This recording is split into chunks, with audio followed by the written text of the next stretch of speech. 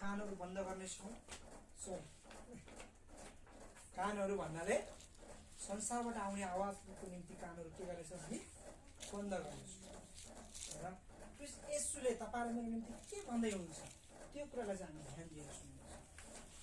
आफ्नो मोबाइलहरु साइलेन्ट छैन भने साइलेन्ट गर्नुस्, वचनको बीचमा नबजोस् हैन। जसले सिभिलले भन्नुहुन्थ्यो कानीमर दिने अरे के मोबाइलको कानीमर दिनुस् ताकि त्यसले तपाईलाई डिस्टर्ब गर्ने छैन। हामी हल्ला गर्ने छैनौँ, शान्त भएर प्रभुको वचन सुन्नेछौँ, आवाज निकाल्ने छैनौँ। यो वचन नसिकिने वचन कसैले पनि आवाज निकाल्ने छैनौँ। आमेन आमेन।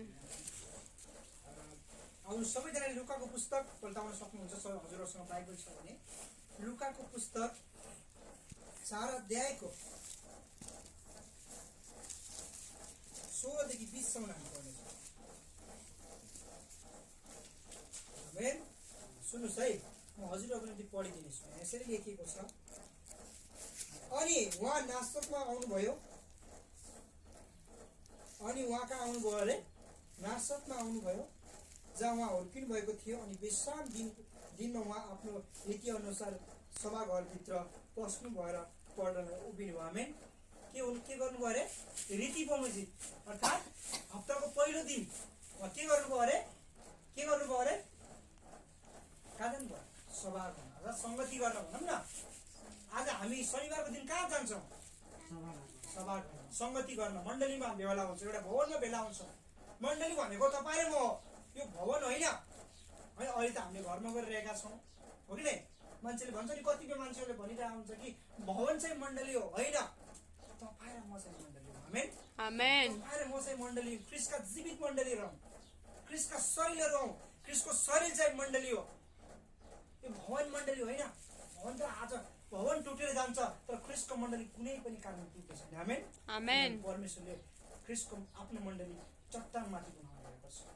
परमेश्वरले भन्नुभयो पत्रुसलाई, पत्रुस म मेरो मण्डलीलाई तिमीसँग खडा गर्नेछु, अर्थात् चट्टानमा खडा गर्नेछु भनेर भन्नुभयो। भनेपछि परमेश्वरको मण्डली चाहिँ चट्टानमा। आज हामी शनिबार कहाँ जान्छौँ अरे? संगति गर्न।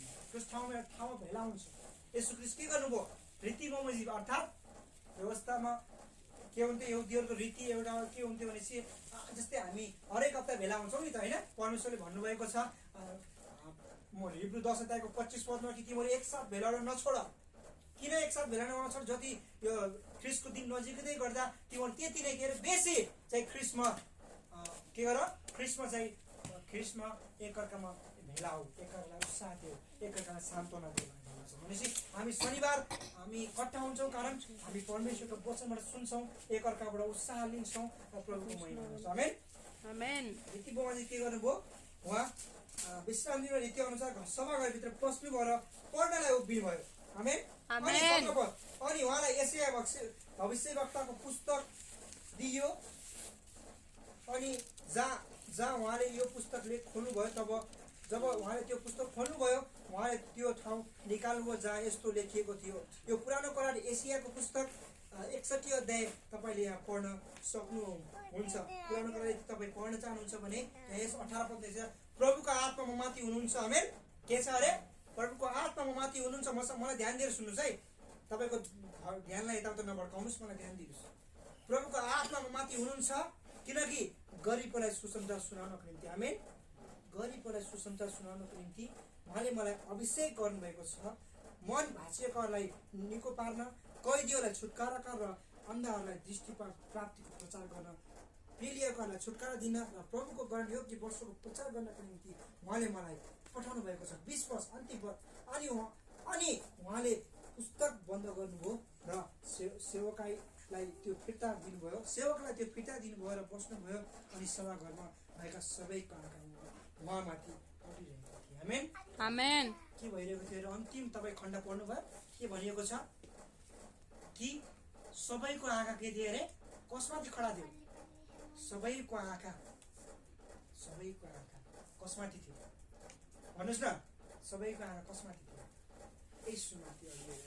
आमेन आमेन। तपाईँ र मेरो आँखा पनि येशू ख्रीष्टमा अडिनु आवश्यकता छ। सुन्दै हुनुहोस् म के भन्दैछु?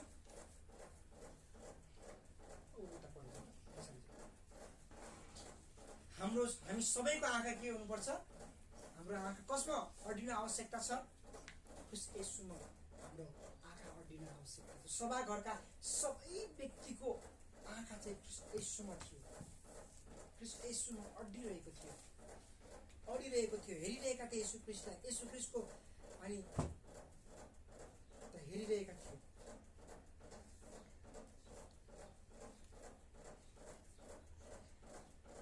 त्यस कारणले गर्दा आज तपाईँ मेरो आँखा कसमाथि अडिरहेको छ त्यो इम्पोर्टेन्ट छ। आमेन। कसमाथि छ तपाईँले मेरो आँखालाई ध्यान दिँदै हुनुहुन्छ? त्यो भन्दैछु संसारतिर अडिरहेको छ कि होइन? संसारको मजामा अडिरहेको छ कि?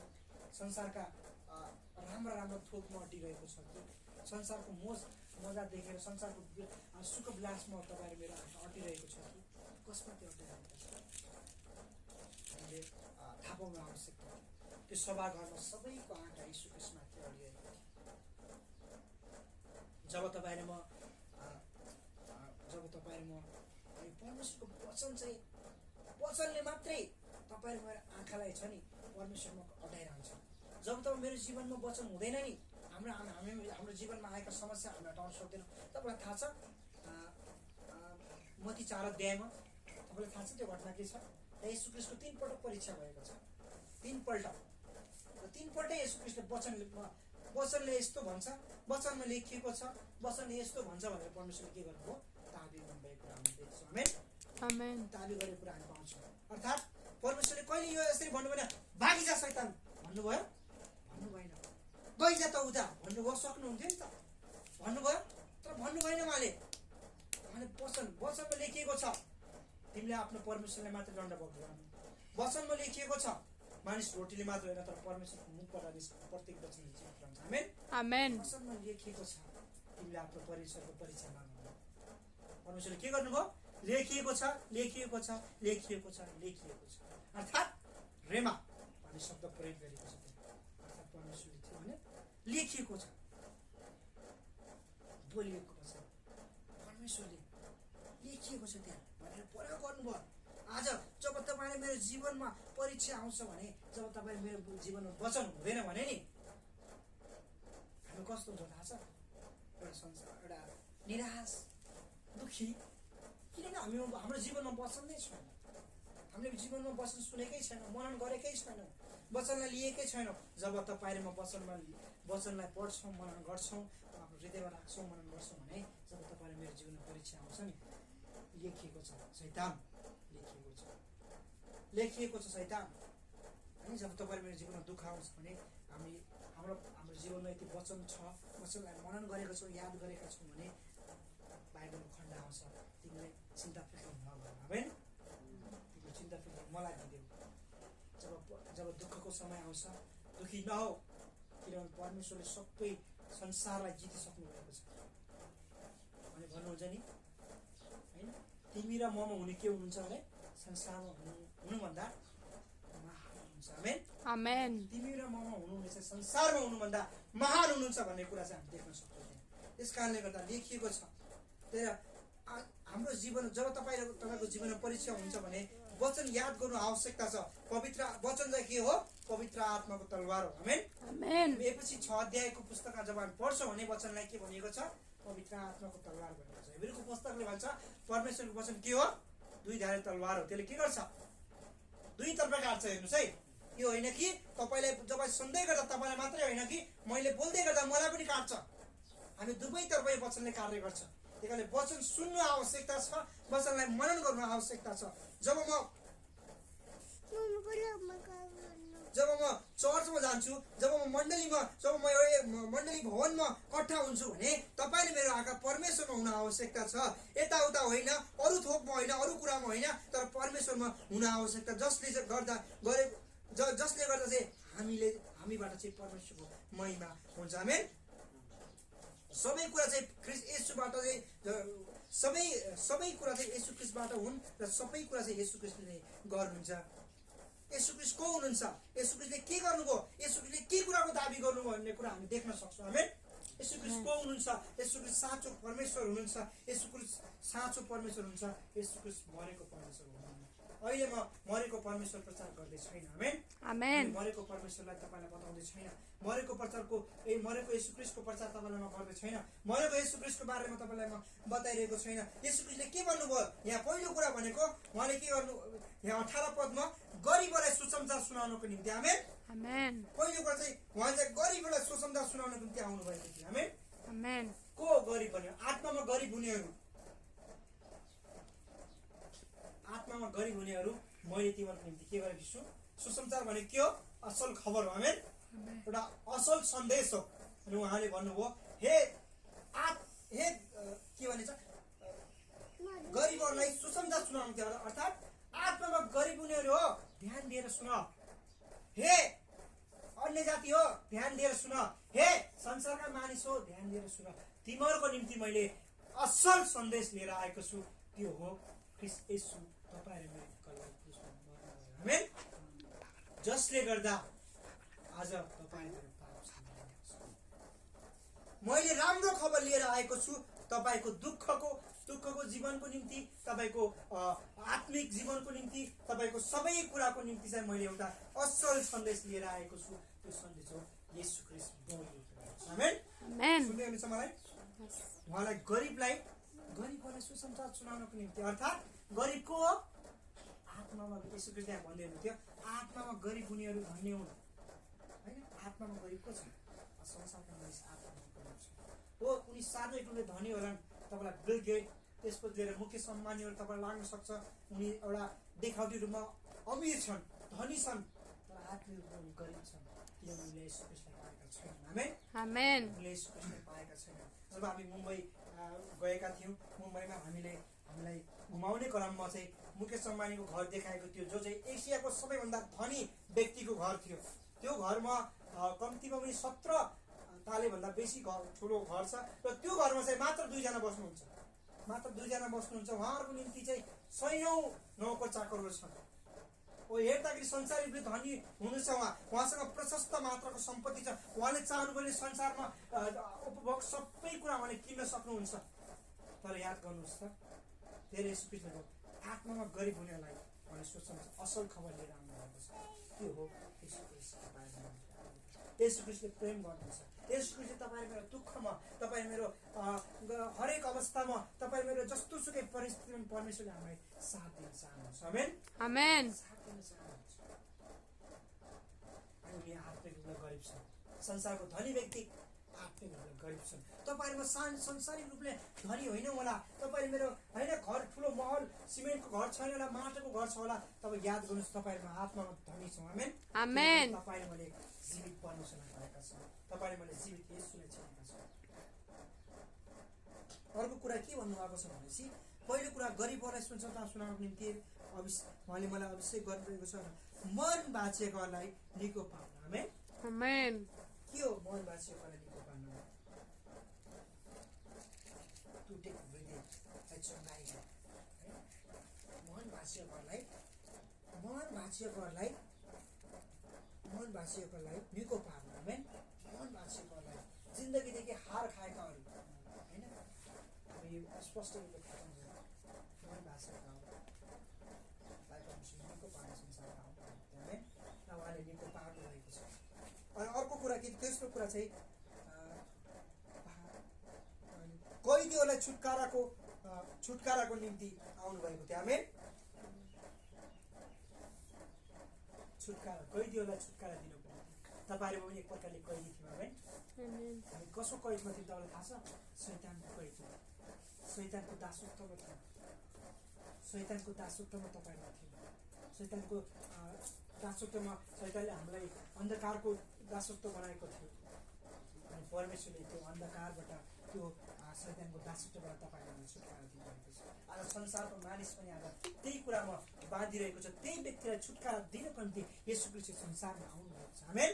आमेन। त्यही कुरा व्यक्तिहरूलाई छुटाउनको निम्ति येशू संसारमा अन्धलाई दृष्टि दिनको निम्ति आउनुभएको छ। आमेन।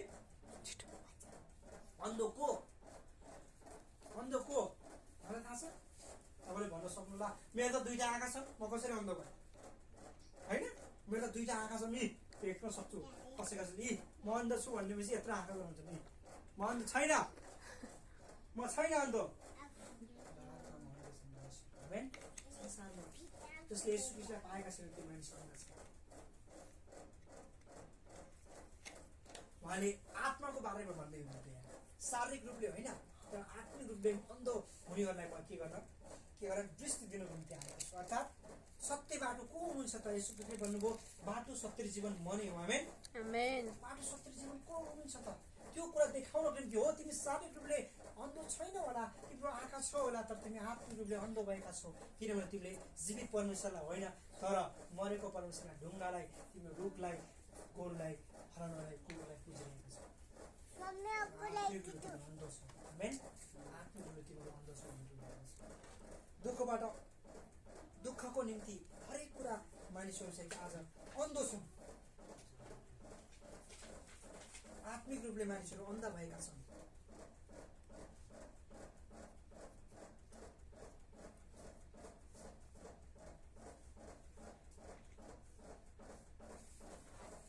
परमेश्वर हामीलाई छुटकारा दिनको निम्ति अर्को कुरा के लेखेको छ भने पेलिएकाहरूलाई छुटकारा दिनको निम्ति हामी पेलिएकाहरूलाई होइन पावलले भन्छ नि चारैतिर पेलिएको छु के भएको छैन अरे नष्ट भएको संसारबाट छुटकारा दिनुको निम्ति हामी आउनुभएको संसारमा हामी पेलिएका छौँ संसारले हामीलाई पेल्दछ त्यो कुरादेखि परमेश्वरले हामीलाई छुटकारा दिनुको निम्ति र त्यो कुरादेखि हामीलाई बचाउनु भएको संसारमा आउनु भएको भयो उदाहरणको लागि जब तपाईँ भनौँ न एउटा व्यक्ति कुवामा खस्छ भने होइन जब एउटा व्यक्ति एउटा कथा तपाईँलाई बताउन चाहन्छु एउटा व्यक्ति थियो हिँड्दै गर्दा होइन हिँड्दै गर्दा ऊ कुवामा खस्छ भनौँ न एउटा खाल्टोमा खस्छ भनौँ न ऊ खाल्टोमा गिरिसकेपछि अनि एउटा बाटोमा हिँड्दै गर्दाको व्यक्तिलाई उसले भन्छ अनि फलानु हजुर मलाई यहाँ उद्धार गरिदिनुहोस् मेरो अनि उसले के गर्छ उसले यताउता हेर्छ उसले रस्सी देख्छ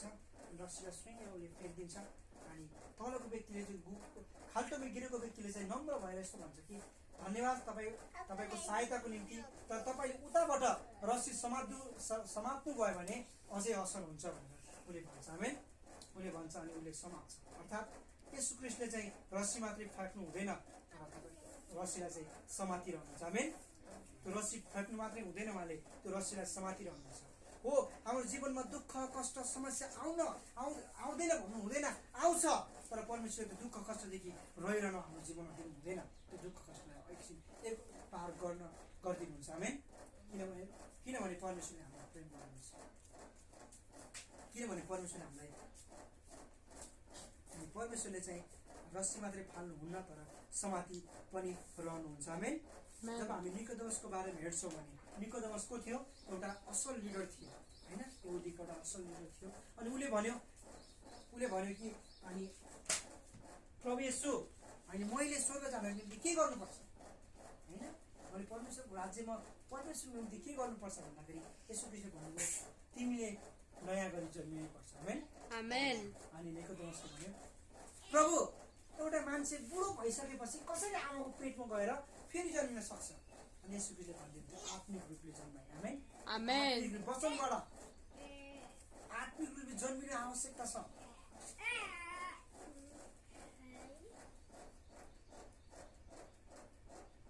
आत्मिकको विषयमा चाहिँ कुरा गरिरहनु व्यक्ति नयाँ जन्म हुन आवश्यकता जब तपाईँ र मेरो जीवनमा येशू ख्रीष्ट आउनुहुन्छ भने तब मात्र थाहा हुन्छ कि हाम्रो जीवनमा कस्तो परिवर्तन आएको छ आमेन जब तपाईँ र मेरो जीवनमा हामी येशू ख्रीष्टलाई ग्रहण गर्छौँ भने येशू ख्रीष्टलाई स्वीकार गर्छौँ भने जब येशू ख्रीष्ट तपाईँ र मेरो जीवनमा आउनुहुन्छ भने तब हाम्रो जीवन अटोमेटिक परिवर्तन हुन्छ त्यहाँदेखि चाहिँ नयाँ जन्म तपाईँ र मेरो जीवनदेखि देखिन थाल्छ आमेन परमेश्वरको आत्माको कुरा हाम्रो जीवनमा देखिन थाल्छ त्यही कारणले गर्दा परमेश्वरको राज्यमा परमेश्वरको निम्ति नयाँ गरी जन्मिनुपर्छ आत्मिक रूपले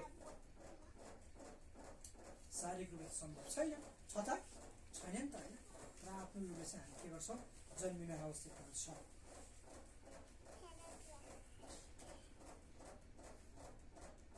हाम्रो परमेश्वर चाहिँ के हुनुहुन्छ हाम्रो येशू ख्रीष्टले चाहिँ हामीलाई संसारमा रहन्जेल हरेक कुरादेखि हामीलाई छुटकारा दिनुहुन्छ किनभने यहाँ लेखिएको छ के कुराको निम्ति छुटकारा दिन आउनुभएको थियो भन्ने कुरा चाहिँ स्पष्ट हामीलाई बनेको छ आमेन परमेश्वरले चाहिँ हामीलाई प्रेम गर्नुहुन्छ, वास्ता गर्नुहुन्छ र कस्तो परमेश्वर हुनुहुन्थ्यो?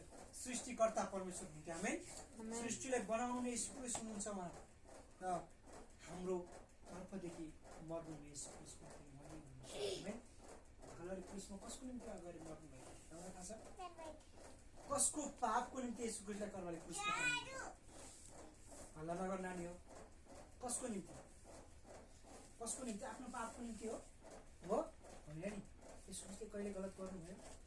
यीशु ख्रीष्ट तपाईँ मेरो पापको निम्ति कलवरी क्रुसमा गएर झुन्डिनु भएको थियो। त्यो झुन्डिएको परमेश्वर कस्तो परमेश्वर हुनुहुन्छ? राजाहरूको राजा, प्रभुका प्रभु परमेश्वर हुनुहुन्छ। आमेन। आमेन।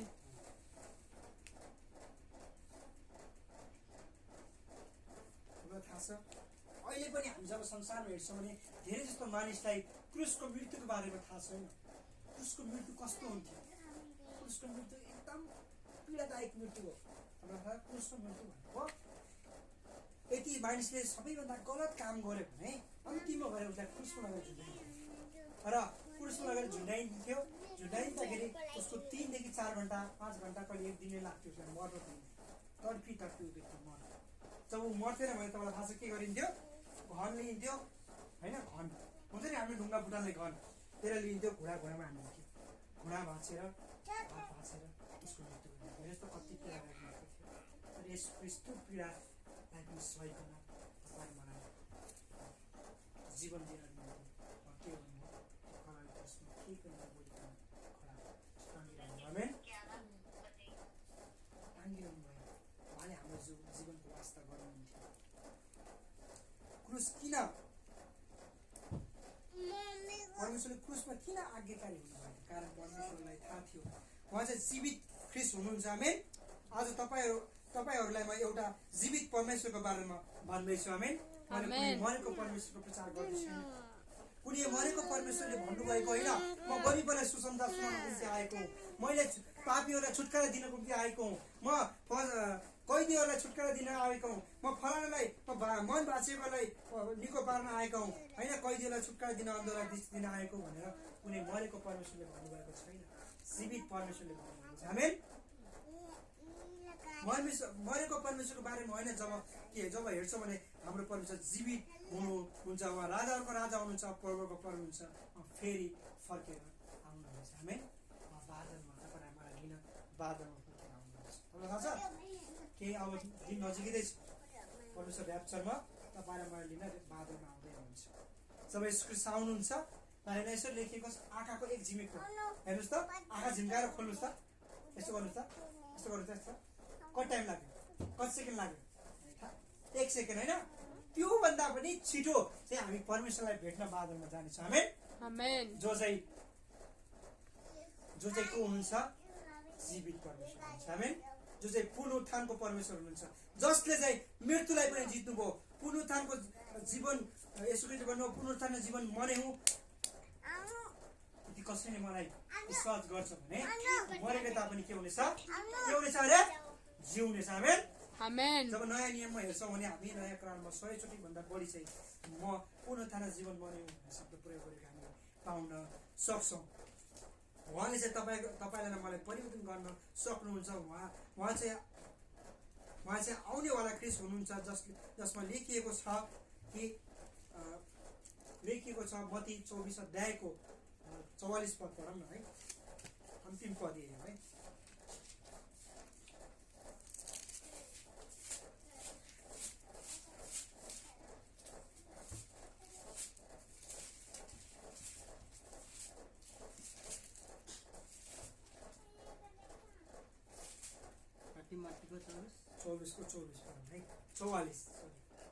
यसकारण तिमीहरू पनि तयार बस, किनभने मानिसको पुत्र तिमीहरूले सोच्दै नसोचेको घडीमा आउनेछ। आमेन।